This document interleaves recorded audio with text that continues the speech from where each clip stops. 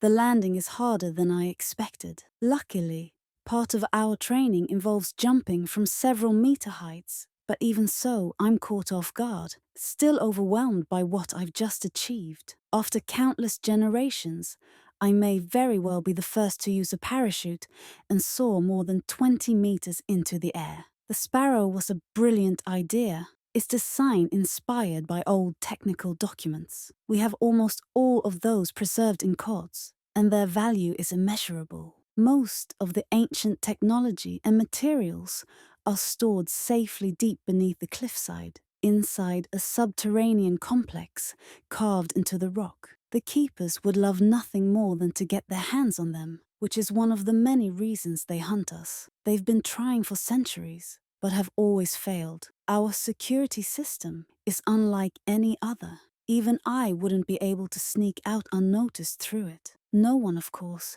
expected a leap off the cliff, the ultimate way out. I move through the cold, dark night. Every muscle is tense, every sense sharp. My training serves me well as I slip unseen and silent through the forest. It took years to master moving through the woods by night, to know when to rest and when to listen, how to walk swiftly without making a sound. Quiet movement was always the hardest for me. I can't see where I'm stepping, not properly. Even under a full moon, the forest remains dark.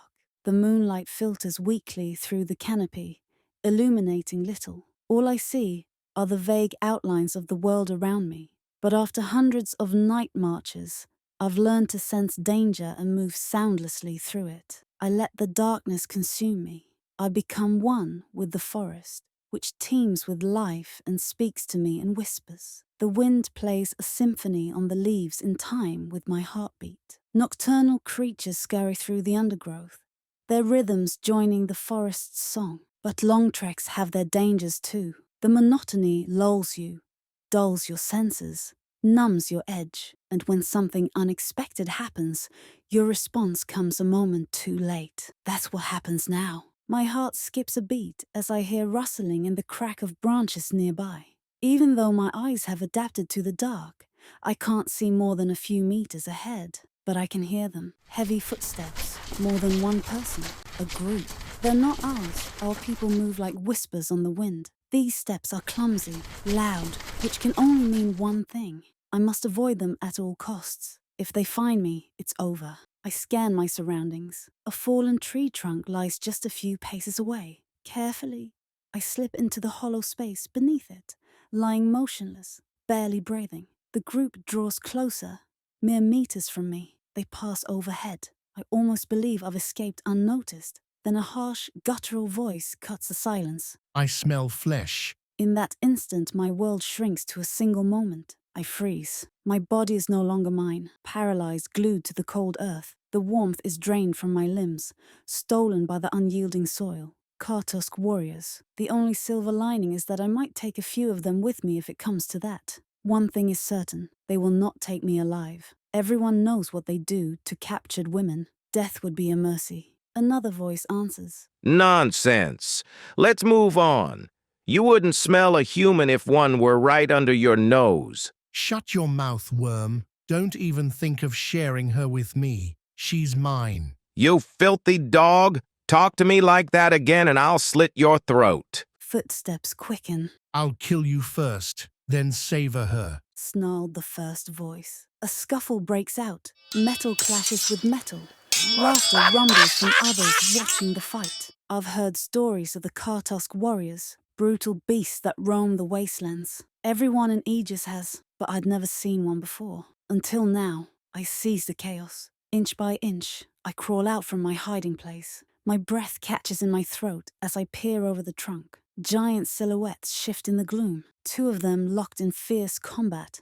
Encircled by others, I slip away, crouched low, to reduce my profile. Every few seconds, I glance back to make sure I'm not being followed. Terror gives way to resolve. I feel nothing. Not fear, not doubt. Only the thunder of my heart and the rush of adrenaline that surges stronger than even my leap off the cliff. The sounds of the skirmish fade. I'm out of their line of sight. Then, from afar, a voice booms. Where are you, girl? I'm coming for you. They're done fighting. I'm next. I don't know if they're truly chasing me, or if the threat was just a bluff, but I can't risk it. Even at full speed, one of their strides equals 3 of mine. Fueled by fear and adrenaline, I run. Running through a pitch-dark forest at full speed is like nothing else. Every step is guesswork, a split-second decision. Trees, rocks, branches, I dodge them all somehow. Time blurs, space folds. My only thought, get away. Get as far as possible from the monsters that murdered my mother. Eventually, my legs begin to falter. I slow, then I stop.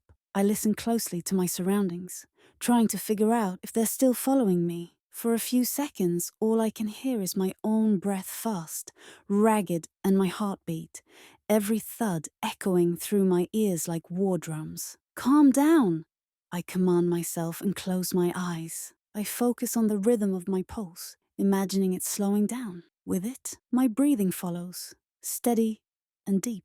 Then the soft rustling of leaves returns, and I allow myself to sink into the soundscape of the forest. My eyes stay shut, attention locked on every whisper of movement. Even after my heart settles, I wait, just a moment longer. I think I lost them, but today's chaos has left its mark. I'm drained physically, mentally, and that's a luxury I can't afford. I sit down, inhaling deeply. Inhale, exhale, inhale, exhale. I let go body and mind into this simple meditative rhythm. It's my way of flushing out the flood of emotion, forcing my body to cooperate again. It's only a temporary fix, but for now, it's enough. I need to figure out exactly where I am. Somewhere along the way, I lost track of direction. Luckily, I know the topography of Aegis well. It shouldn't take long to reorient. Slowly, the darkness begins to lift. Night is fading.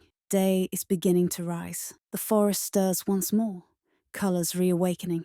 With light comes clarity and contrast. Judging by the hill slope and the way the terrain curves, I realize I'm on a ridge, not far from where Unar is expected to appear. I was running the right way. Not even half an hour later, I spot a trail cutting down into the White Valley. It has to be him, and I'm right. I catch a glimpse of him about 200 meters ahead, but he's not alone. Someone from my people is with him. As I get closer, I see who it is. It's my brother. The moment he sees me, he starts running in my direction, but stops just short, his expression burning with anger. What were you thinking? When did you become so selfish? I know it's not easy for you, but did it ever occur to you that there are still people who care about you and that you're hurting them with this? I let him speak. Let him yell. His temper is part of him, and honestly, he has every right to be mad. But I feel empty. Anitus is one of the few people I truly listen to. But this moment isn't one of them. I don't regret my choices. I'd make them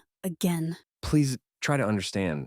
I don't want to lose you. I promised I'd keep you safe. He says, voice softening. The fire fades into something quieter, gentler. I lift my head and meet his eyes for the first time.